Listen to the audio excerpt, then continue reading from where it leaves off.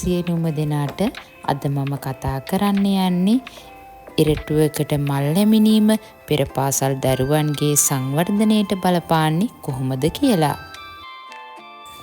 මෙම ක්‍රියාකාරකම සඳහා භාවිතා කරන මල්වල නටුවේහි ඇතුළු සිදුර ටිකක් විශාල වෙන්න ඕන නිසා අපි මේ ක්‍රියාකාරකම සඳහා රුක්කත්තන මල් භාවිතා කරනවා.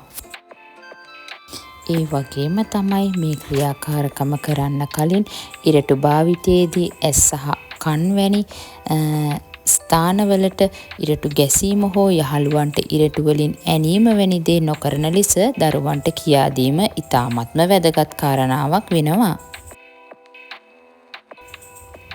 ඉතින් ආදරණීය වැඩිහිටියනි, මේ මල් නැමිනීම බැලූ බැල්මටම හරිම සරල ක්‍රියාවක් විදිහට පෙනුනත් මේ සරල ක්‍රියාකාරකම තුළින් දරුවන්ට ලැබෙන ඉගෙනීම නම් ඉතාමත්ම ලොකුයි. මම එහෙම කියන්නේ මෙන්න මේ කාරණා නිසා. මල් නටුව අතින් අල්ලලා ඉරටුවට මලක් ඇමිනීමේදී දරුවන්ගේ අත් සහ ඇස් එකට සමායෝජනය වෙනවා. දරුවාගේ ඇඟිලි තුඩු වග කුඩා පේශි ශක්තිමත් වී වඩාත් ඥම්‍යශීලීව පාටකූරක් පැන්සලක් අල්ලන්න පුංචි දරුවන්ට හැකියාව ලැබෙනවා. ඒ වගේම තමයි දරුවා තුළ ස්වයං විනයක් ඇතිවීමටත් ඉවසීම වැනි ගුණාංග වැඩි දියුණු කිරීමටත් මෙම ක්‍රියාකාරකම ඉතාමත්ම වටිනවා. මොකද වැඩිහිටියෙකු වගේ නෙවෙයිනේ පුංචි දරුවන්ගේ ඇඟිලි තුඩු තාම වර්ධනය සහ සංවර්ධනය වෙමින් පවතිනවා.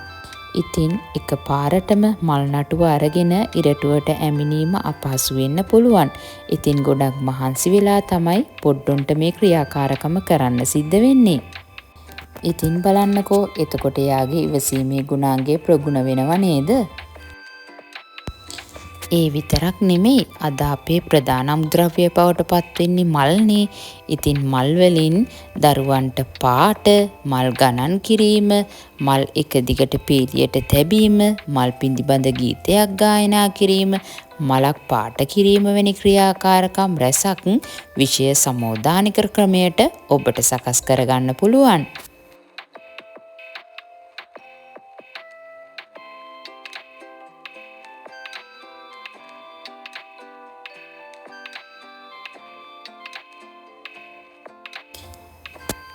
මේ මල් අමුණලා දරුවෝ කොච්චර සතුටට පත් වෙනවද?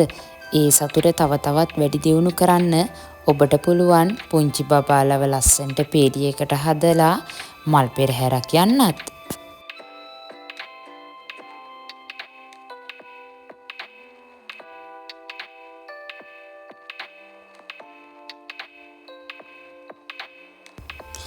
ඉතින් අද මගේ අවසන් පණිවිඩය තමයි, ඔබ පෙර පාසල් ගුරුවරියක් හෝ දෙමව්පියෙක් නම් මේ වගේ සරල දේවල් දරුවන්ගේ දෛනික ජීවිතයට එක් කරලා බලන්න.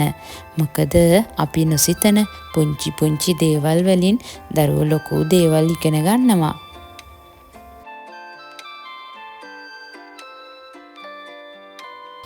ඉදිරියේදී පුංචි බබාලට මේ වගේ ගොඩාක් වටින ක්‍රියාකාරකම් ගැන මම ඔයාලත් එක්ක බෙදා ගන්න සූදානමිනුයි ඉන්නේ. ඉතින් අමතක නොකර අපේ channel එක subscribe කරලා තියාගන්න. මාත් සමග එකතුණු ඔබ සියලු දෙනාට බොහොමත්ම ස්තුතියි.